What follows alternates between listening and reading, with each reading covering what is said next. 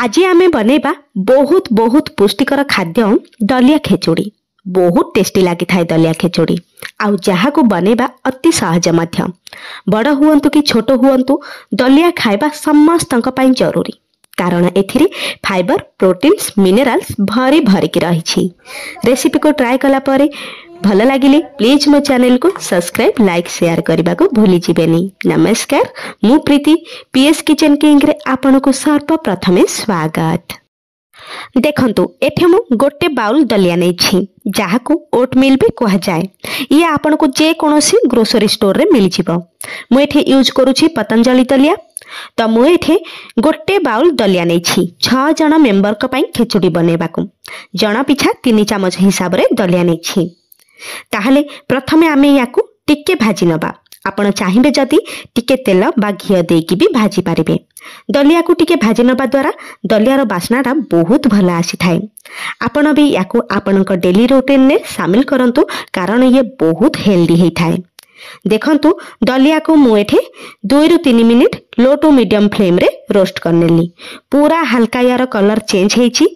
जेमिति आमे मुग डाली को भाजी थाउ हल्का, सेमिति भाजीबे। रेड कलर करके बिल्कुल भी भाजीबेनी। नेक्स्ट एथरे पानी देकी दलिया को प्रथमे आमे धोई नेबा। पर एथरे पानी देकी आउ टिके पानी देकी दलिया को 5 मिनिट पई बतुरई देबा। टिके समय बतुरई देले कोन हेई थाए ना, पर खेचुड़ी बनेबा को आहुरी कम टाइम लागि थाए।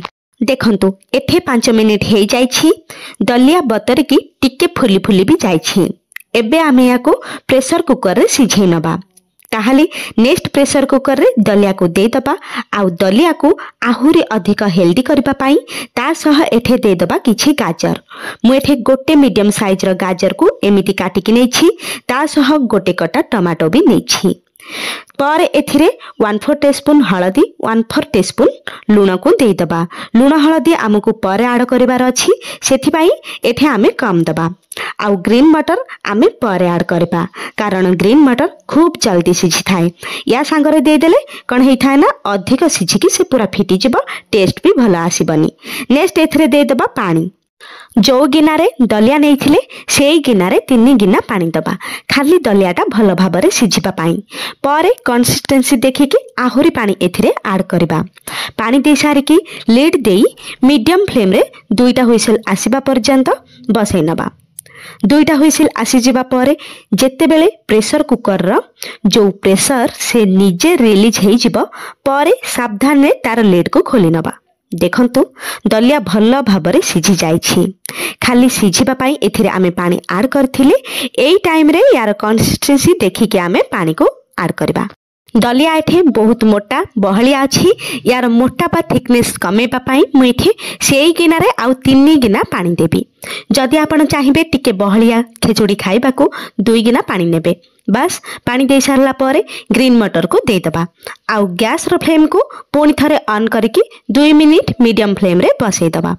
2 मिनिट परे याकू साइड रे रखी की गोटे कड़ाई रे 2 चमच तेल दबा। मने रखिबे दलिया खेचुड़ी रे तेल पूरा कम यूज करिबे। तेल टिके गरम हे जिबा परे ऐड कर दबा आधा चमच जीरा। जीरा फुटी गला परे किछि भृसंग पत्र दबा, बहुत भल बास्ना आसीबो खेचुड़ी रे। नेक्स्ट दबा रसुण। रसुण को एमिति छोट छोट पीसेस करी काटी कि नबा। बिना प्याज रसुण रे बनेबे जदी छोट खंडे अदा को कोरिकी नेबे। रसुण परे दे दबा कंचा लंका। नेक्स्ट किछि सेकेंड भाजी देकी दे दबा चुन चुन कटा प्याज। आउ खेचुड़ी रे आउ टिके भल फ्लेवर आनिबा पाई अल्प टिके हिंगु दे दबा। आउ आमे जेहेतु आगरु दलिया सिझेला टाइम रे हळदी लूण कम यूज करथिले, एई टाइम रे दे दबा आधा चमच हळदी, आधा चमच लूण। आउ ता सह किछि दे दबा काश्मीरी लंका गुंड पाखा पाखी आधा चमच रो। सब को दे सारला परे किछि समय भाजी नबा। परे ऐड कर दबा सिझेइथिबा दलिया को देकी भल भाबरे मिक्स करनबा। आपण चाहिबे जदी आहुरी मध्य अलगा परिबा ऐड करके आहुरी हेल्दी बनै पारिबे। देखंतु रेडी हे गला हमर सुपर टेस्टी, सुपर हेल्दी दलिया खेचुड़ी रेसिपी। बस लास्ट रे धनिया पत्र, गरम मसला आउ आधा चमच घी को पकई नेबे। खेचुड़ी आहुरी अधिक स्वादिष्ट लागिबो। याकू पूरा गर्मा गर्म भाव में दही रायता सहित हो कि आचार सहित खाई पारिबे। जदि आपनकू हेल्दी रहिबार अछि डेली रूटीन में निश्चय शामिल करंतु, फिट रुहंतु, स्वास्थ्य पाई बहुत भलो। ताहले आशा करूछि आजिर एई रेसिपीटी को आपण थरटे निश्चय ट्राई करिवे। जदि भल लागिबो प्लीज मो चैनल को सब्सक्राइब, लाइक, शेयर करने को भूली जिबेनी।